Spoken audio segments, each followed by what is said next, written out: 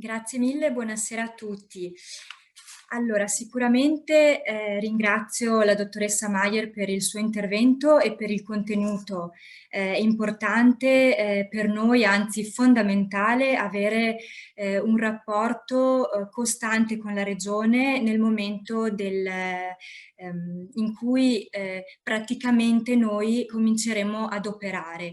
Quando la piattaforma sarà operativa, credo sia fondamentale che avere un filo diretto con la Regione, tra di noi, quindi tutti gli attori che fin dall'inizio hanno creduto in questo progetto, e credo che questo sia veramente una chiave fondamentale per invertire la tendenza.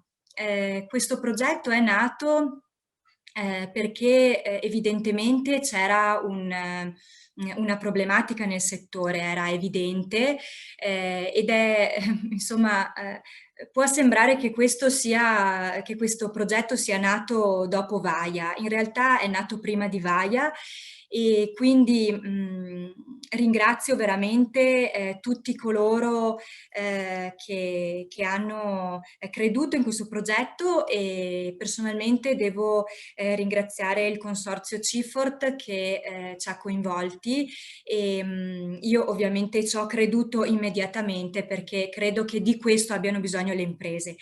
Dico che le imprese hanno bisogno di questo per due motivi. Il primo è perché, come diceva la dottoressa Maier, in Veneto, ma non solo in Veneto, non c'è di fatto una filiera del legno e questo purtroppo si riversa negativamente su tutti gli anelli della filiera.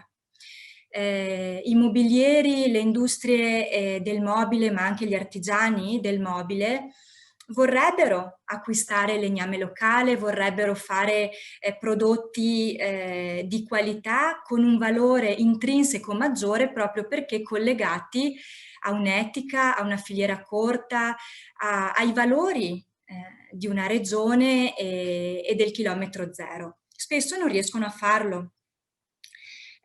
Anzi, quasi sempre non riescono a farlo perché non ce ne sono le condizioni. Il mercato vede un grosso gap che è quello numerico di un settore imprese boschive che si sta comunque attrezzando nei numeri e anche a livello tecnico, tecnologico.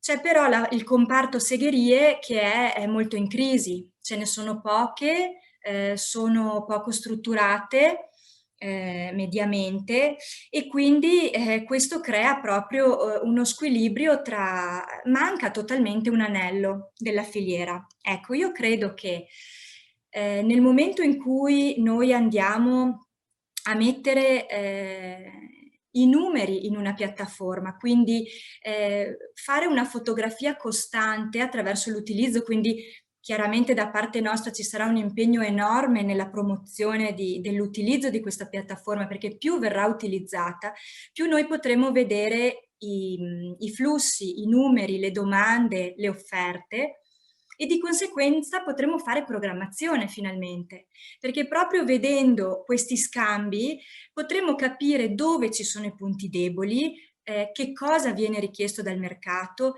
in che cosa siamo deficitari e quindi finalmente potremmo iniziare a fare una progettazione con dei dati alla mano, cosa che fino ad oggi non abbiamo avuto.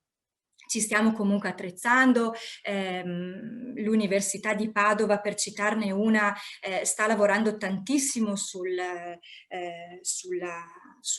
filiera forestale in particolare, quindi si sta comunque avendo dei numeri, però direi che attraverso questa modalità possiamo veramente iniziare in maniera trasversale ad avere una fotografia costante. Questo io ritengo sia veramente fondamentale e importante.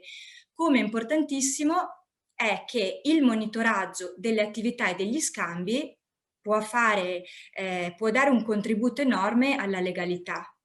Pensiamo che di essere fuori dal problema della legalità non è così, lo sappiamo tutti, e io credo che in un momento in cui parliamo quotidianamente di ambiente, per Vaia, per la pandemia. Ormai l'ambiente, la sostenibilità, il clima sono argomenti che non potranno più prescindere anche dal nostro modo di fare impresa. Ecco, credo che la piattaforma potrebbe anche incentivare proprio una modalità etica di fare impresa, e quindi io vedo anche questo come lato positivo di questa piattaforma. Non da meno l'incentivo al chilometro zero, alla filiera corta, è sicuramente un contributo fondamentale per l'ambiente e per la sostenibilità.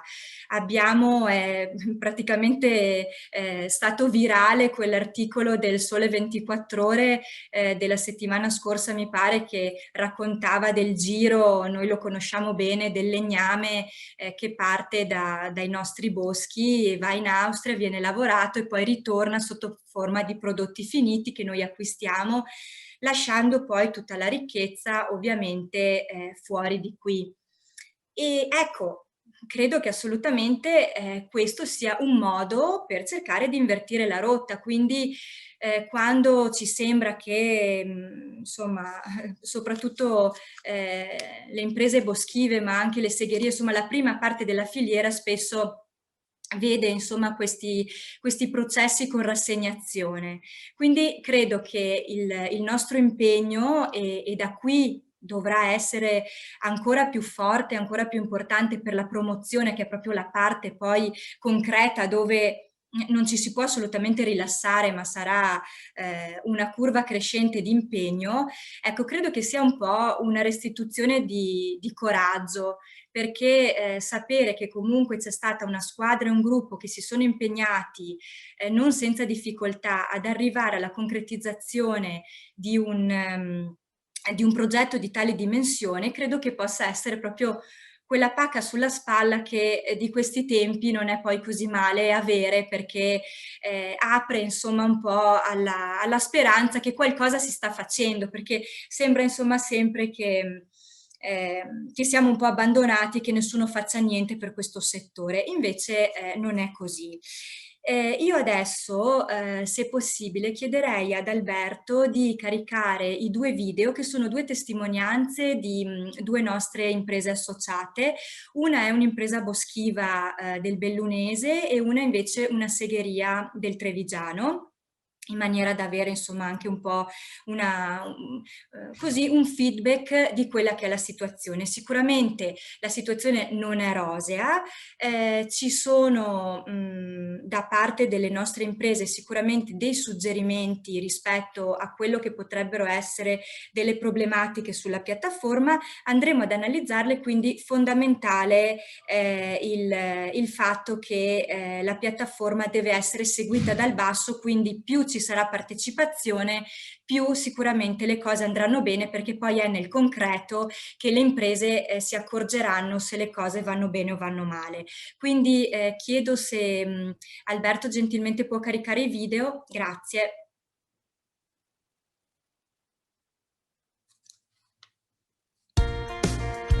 Sono Del Fabbro Pierluigi, titolare della ditta Del Fabbro Pierluigi Lavori Boschivi, con sede a San Vito di Cadore. Mi occupo principalmente del taglio e allestimento di lotti boschivi e della commercializzazione di legname, tronchi e legname da biomassa.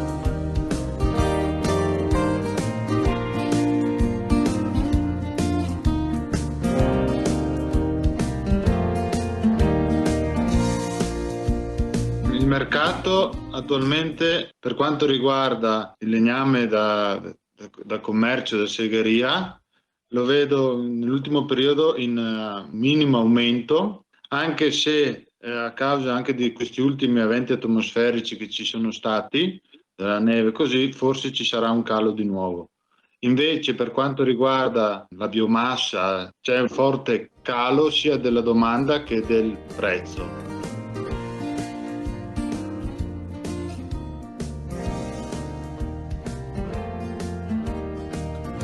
Secondo me la piattaforma può essere molto utile per valorizzare la materia prima del legno e anche il prezzo. Può essere anche utile perché i proprietari del bosco possono venire a conoscenza di maggior ditte che possono essere interessate all'acquisto dei lotti. Dall'altro canto può essere uno svantaggio per le ditte in quanto ci può essere una maggior concorrenza. Sono Bruno Rec, titolare della società Rec SAS, segheria legnami in località Monfumo, provincia di Treviso. Segheria che si occupa l'80% di segagione in conto terzi di materiale quasi tutto proveniente dall'America, come noce nero, walnut, black walnut praticamente, che è per la maggiore, e rovere che viene dai paesi dell'est.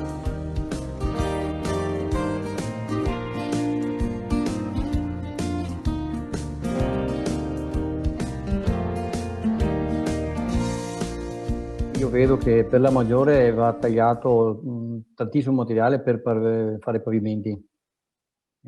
Rovere e noce nazionale e noce americana sono i 3 legni che sono più richiesti in tutta Europa al momento. Perché altra roba tipo travatura, l'edilizia è un po' là e là, un po' ferma diciamo. Quindi va su restauri di pavimenti, in quello pavimenti va parecchio. Sto lavorando parecchio con quei legni là, però è molto lenta rispetto agli anni scorsi che avevo il magazzino pieno di tronchi, adesso arriva giorno per giorno, molto diverso, diciamo, anche perché la gente non fa più magazzino, non fa più investimenti su materiale, perché manca anche il contante, diciamo, per fare, e quindi, ma vedo comunque che va, insomma, ancora, sono diversi anni che lavoriamo abbastanza bene.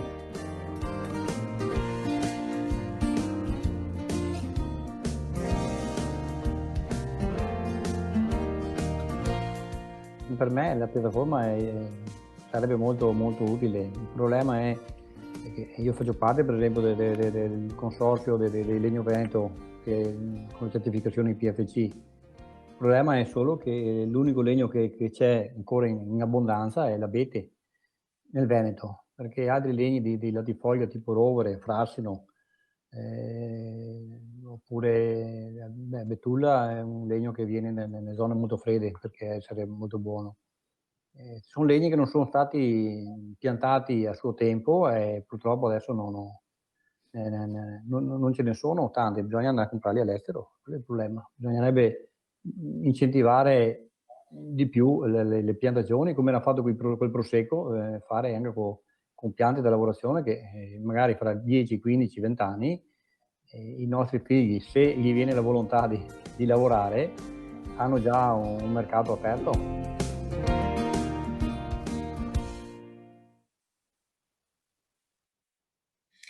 Ecco, ringrazio e concludo dicendo che ecco, gli stimoli che ci hanno dato queste 2 imprese sono chiaramente volti a fare questo tipo di conclusione. Da una parte c'è un cambiamento culturale enorme che dobbiamo fare per far comprendere ai nostri clienti qual è il legname che va acquistato. Il legname che va acquistato è quello che abbiamo noi, non quello che viene dall'Africa, no? Poi tutti possono avere esigenze particolari, però da che mondo è mondo è chiaro che per un semplice ragionamento di equità, sostenibilità e anche per un ritorno al territorio dobbiamo un po' invertire la rotta e cambiare la cultura. Dall'altra parte sicuramente c'è un grande ragionamento da fare perché bisogna mettere nelle condizioni la filiera del legno di poter produrre prodotti locali e quindi ecco che qui può sicuramente venire in aiuto la piattaforma che un domani potrebbe strutturarsi anche oltre che al legname tondo, potrebbe anche strutturarsi per uno scambio di legname lavorato e quindi tavolato per la seconda lavorazione. Ecco, questo è sicuramente l'auspicio che nel lungo periodo abbiamo e che potrebbe davvero restituire qualcosa alla filiera del legno intera. Questa è la nostra speranza. Vi ringrazio, buona continuazione.